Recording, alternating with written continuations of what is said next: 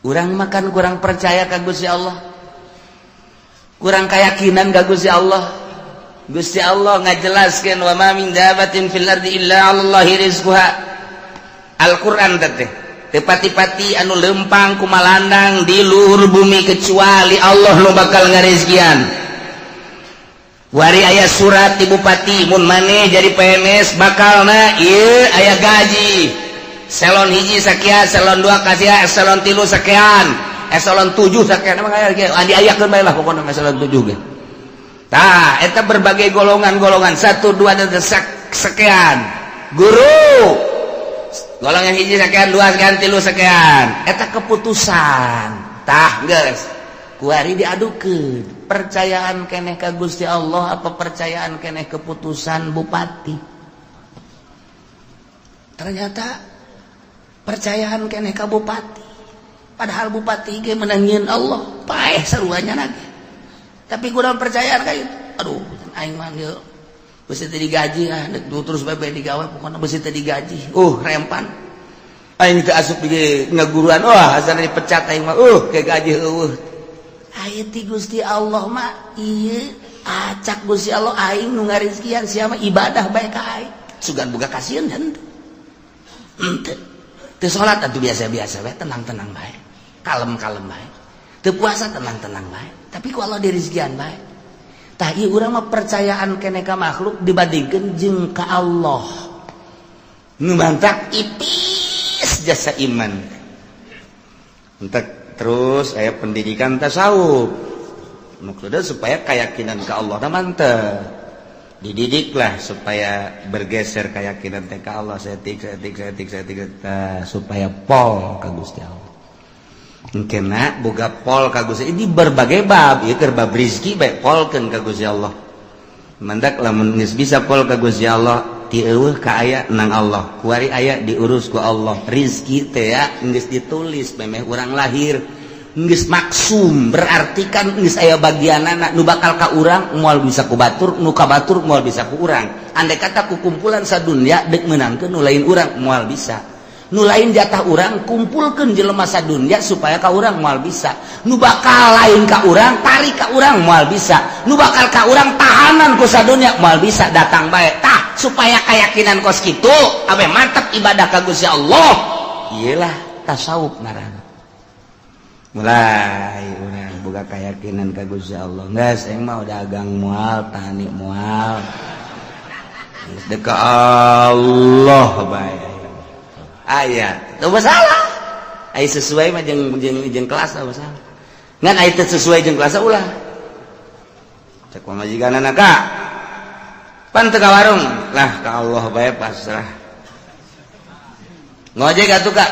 Ngojek ge sarua atuh kurang pasrah ka Allah. Pasrah we ka Allah.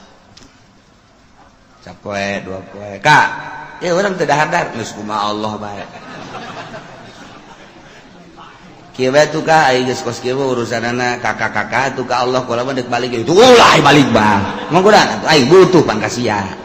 Tuh aing dibutuhkeun cek nyana. Aya di paraban teu.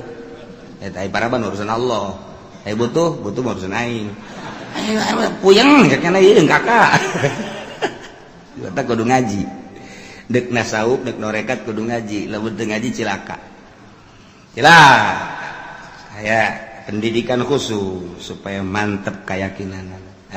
Urang mun nyaritakeun keyakinan, loba macam-macam.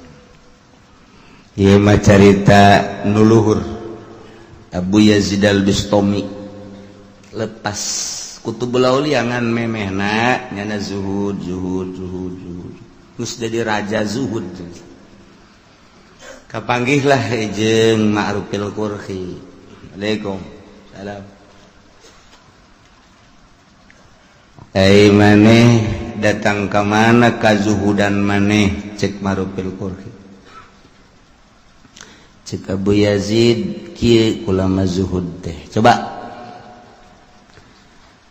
tanpa ayat terbersit di hati ngahayang-hayang boh usaha boh tani terhadap dunia bagus aya bae di dahar eueuh bae sobar eta kitu kula mah sakitu cek marupil kurgi anjing kula ge kos kitu ambo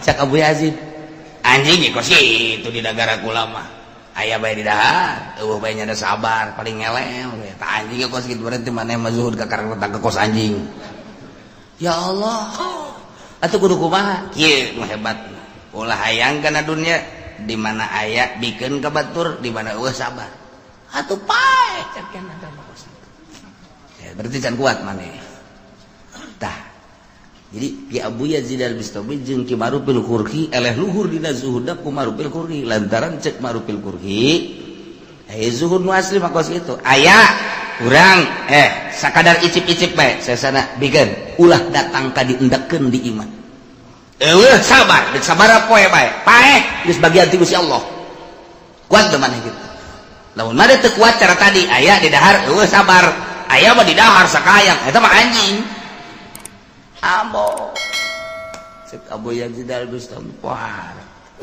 taat kula ka anjeun ngaguru nu mantep tak kurang lamun ka Baghdad aya kuburan Abu Yazid al-Bistami Marupil Qurhi mah misah Junaidil Babagdi Sisri Sikti ngahiji gedinya Abu Bakar Shibli misah ka Baghdad jadi kabayang kuburan-kuburan kutubul aulia Masya Allah aya deui jelema ibadah ka Gusti Allah lepas tina segala dunia sapoe di gunung bae dua poe tilu poe geus mulai rada kaluar kesang tis opat poe geus leuleus kana geus kicep lima poe geus rada ngalungsar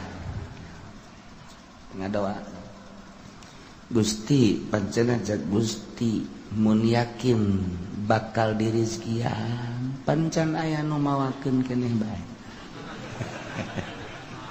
cak Gusti Allah ta eta siapa ibadah zuhud yang anu mawakeun tolol ulah piceun eta piceun teu geus hayang nu mawakeun mulai ka 7 poe geus leuleus jasa ngadoa deui Gusti abdi mah teu hayang dibawakeun ku makhluk hayang dibere langsung bae ku Gusti cek ya mun sangu-sangu mun roti-roti langsung di Gusti ulah make makhluk mah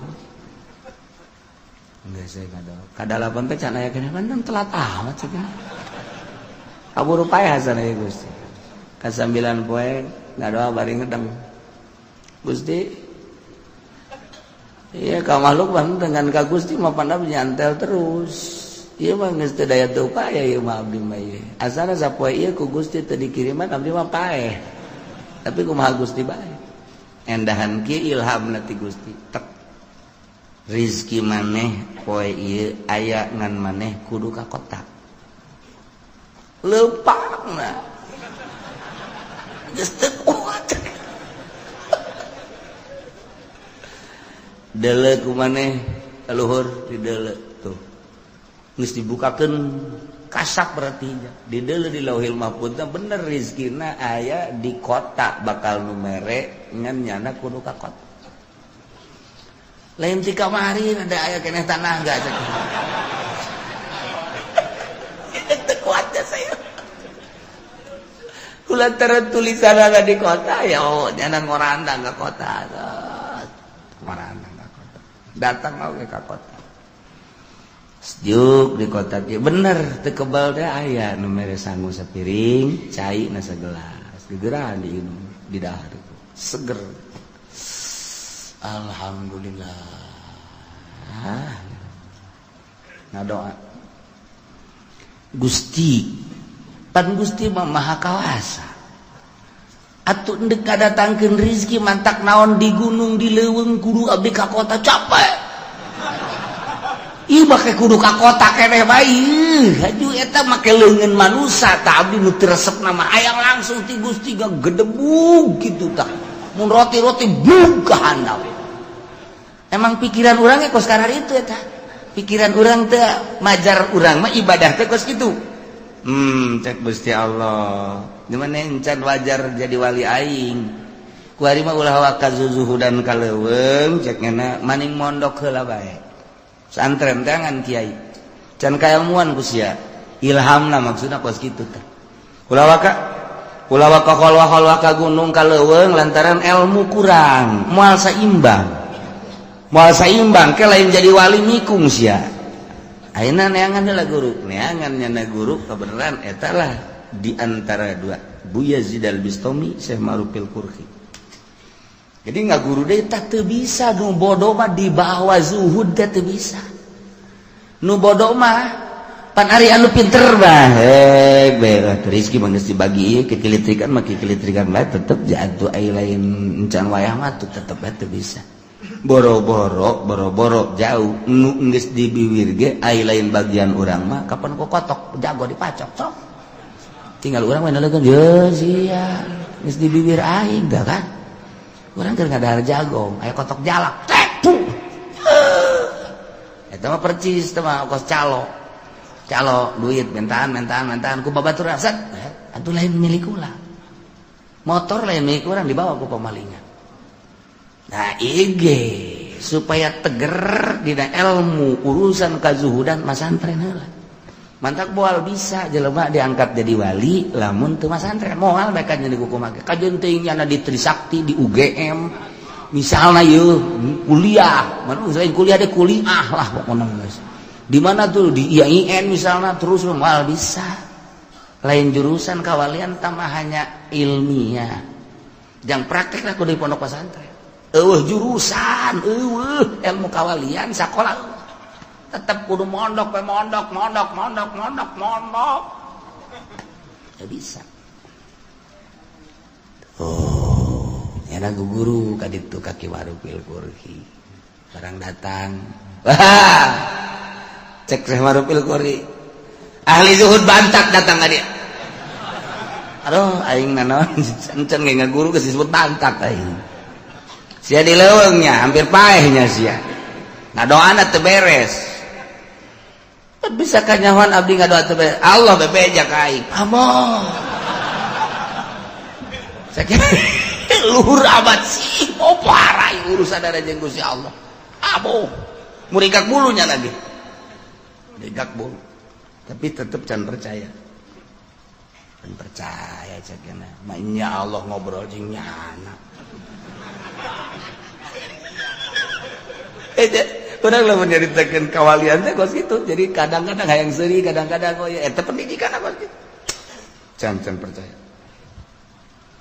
coba aing dek mempercayakeun kos supaya aing yakin nyana di luar gegerentesan beta kos kitu tah cek sama dogeun teu percaya ka aing murid berangkat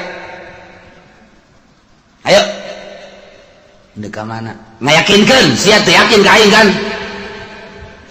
pan kanyahoan wah buki sieun wae ayo dek ka mana ayo tuturkeun sok loba omong ulah mata tanya ayo aing boga babaturan datang ka imah babaturan wow sono biasa adu tangkep lah atuh kadatangan ku Ki Ma'rufil Qurhi poharnya cali terus dibagiakeun cai kopi dan lain sebagainya ke ulah ka mana dahar akhirnya bener sate dahar lah ti luar nu boga imah Syekh Ma'rufil Qurhi jeung murid anyar zuhud bantat teh dah cek Syekh Ma'rufil Qurhi dah ka muridna kan lamun can aya izin ti guru moal dahar begitu Syekh Ma'rufil Qurhi ngadahar sate hiji ngahanem lagi didelegeun ku duaan pan teu di daharnya ngan hiji doang dikuyah-kuyah ku Syekh Ma'rufil Qurhi endah dikadoakeun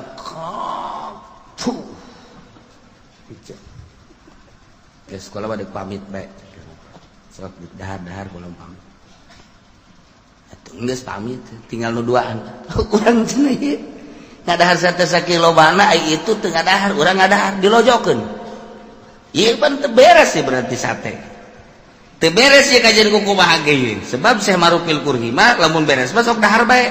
Coba urang tes datanglah ke tukang sate.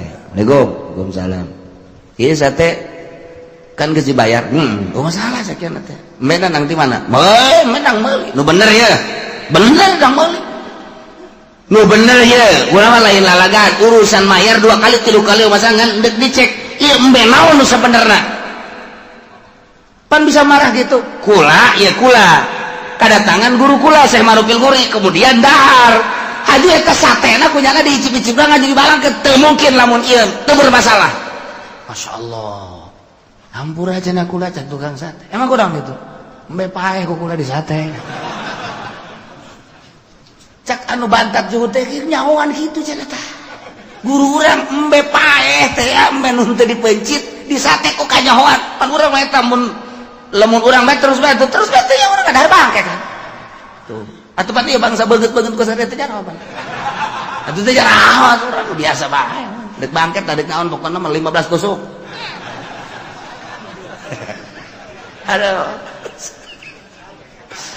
Aduh, atuh Bambang teh kudu kitu ka tukang sate teh hampura geus pokona jadi kulah yang gede untung aya embe paeh anyar kanyawan lah geus bisa teh bae. Guguran datang ka Syekh Marufil. Assalamualaikum. Waalaikumsalam. Dek nyaritakeun embe paehnya. Pan geus cahudi bae. Tah cak muridna teh cak muridna. Mama geus kula yakin ka mama. Yakin jasa geus kula bakal ngaguru jasa deuk ngaguru lantaran geus yakin jasa ngan ieu bae eta nu ngabejaan sa Allah. Maksudna nu ngabejaan Allah teh kumaha? Aya atuh atuh mah aing mah ngobrol terus jeung Allah. Yang cenah aing. Kos kitulah kutubul aulia. Lumantan geus hese jaritakeun ada. Nyana komunikasi terus bae jeung Allah. Menginum sangat dibejaan ku Allah dahar dibejaan ku Allah antara halal jeung haram menang ti mana dan lain sebagainya. Mentak sok aya ngahuleng bedek dahar ge kieu bae. Engke beusi di lembur urang aya ngahuleng kieu tah. Bawa ka grogol eta. Edan anyar eta. Ayo sekelumit nyaritakeun tentang wali Allah pohara jasa. Nu bodoh masa dek dijadikeun wali bodoh. Mantak mun hayang orang diangkat boga derajat tetep kudu masantren. Teu bisa tuh masantren. Cenah masantren modern, teu bisa. Masantren modern lain ulah terus sekedar ilmiah jangan ramekeun negara urusan politik bae jurusan-jurusanana urusan agama. Ngan endeup ngajurus ka darajatna salapi teu bisa di modern. Lain ulah modern teh ngan sebatas beung. Naon bedana jeung SMA jeung SMA jeung asad dan bedana. Taruha tama ngan beda ngaran dong sanawiyah. Eta doang beda da sakit sarupa jang derajat tetep ngantren. Ieu beusi sing hade di lembur-lembur urang aya anu nurun-nurunkeun ilmu-ilmu kawalian tanya masantrenna di mana heula sabaraha taun masantrenna sebab moal diangkat jadi wali lamun teu pinter moal anti jasa. Hiji alla tusyriku bihi syai'a. 2 wa bil walidaini ihsana. 3 wala taqtulu auladakum min imlaq. Yakinkan nahnu narzuqukum wa iyyahum. 4 wala taqrabul fawahisha. Ulah sok deketan bangsa fawahis kabair zina deket bae ulah komo zina. Nginayahan kana cacak-cacak deket ulah tu komo zinahna. Kitu keneh pemabokan, kitu keneh perjudian. Ma zuhara minha wa ma baton tegasna nu lahir nu ebreh wa ma baton jeung nu samar. Ari karena Allah mah pasti bae sieun. Pan aya nu kieu ye, jelema teh anu kieu.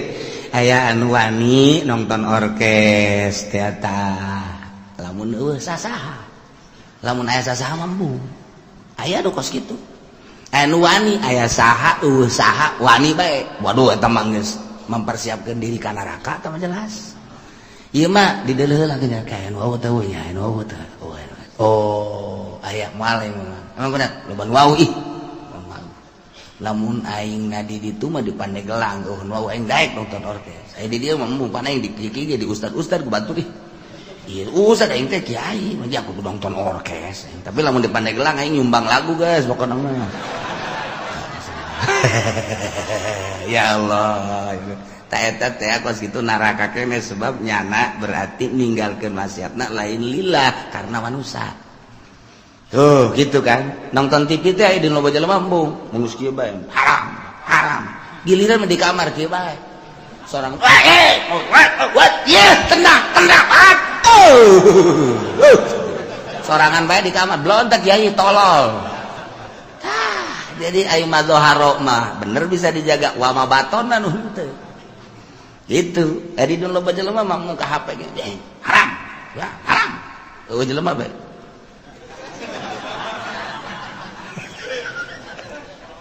eta loba teh kiai nu geus kitu loba teh kiai loba aya bangsa pengusaha mah geus teu kudu kikituan mah geus ngajebur tah mah teh heula ieu mah kiai aya di loba jelema yang murid mung tapi sorangan boh tak eta henteu wa mabaton mazhar berkurang lillah berarti mun kadeuleu ku masyarakat nya ngajaga mun sorangan mah henteu tah eta cilaka tah bakos kitu ieu mah wala taqrabul fawahisha ma dhahara minha wa ma batan nu ebre nu samar ditinggalkeun ku nyana lantaran sieuna lain ka makhluk lain ka manusia Allah berarti keur lobaan keur sorangan akur bae nu dipake kasieuna Allah sedangkan Allah mah neulekeun teureun neulekeun godim Allah mah sugan aya nundutan la takhuduhu sinatu wala nah teu pernah sare Allah teu pernah nundutan acan urang di bos mah bisa nah bos keur nundutannya jelap bae tuh guru keur neulekeun nya ayo ngarokok bae ngaji los masalah teu kadeuleuh cenah teh eta mah lain ka Allah kan kos kitu mah ka guru ka bos itu mah henteu ikhlas kalima wala taqtulun nafsallati haramallahu illa bil haqq ulah rek bunuh maneh kawak-kawakan sebab baheula di Arab mah teu meunang salah saeutik cekal bunuh kumaha kahayangnya bae ngaganggu ka nyana bodoh nyawa teh murah baheula mantak instruksi ti Gusti Allah aturan ti Gusti Allah ieu nu liba nu jelas terakhir wala taqtulun nafsa ulah rek bunuh awak-awakan allati haramallah nu ku Allah diharamkeun illa bila kecuali mangga model kumaha ngabunuh deui qawad ngaranna atawa murtad nyana kafir ba'dal iman murtad bodoh mun di negara Islam ku ari nu murtad bodoh mana deui rajul muhson tak iya ya kudu diranjam jelema zina sabada muhson zina ba'dal muhson aya ge puluh sarua bae masyaallah nyana nikah biasa halal kemudian sanggeusna merasakan nikmat nak ngarasakeun kitu ngaranna jima hasil halal wari zina jeung nu sejen tak eta teh wajib dirajam paehan eta mah hak masalah teh menukos kitu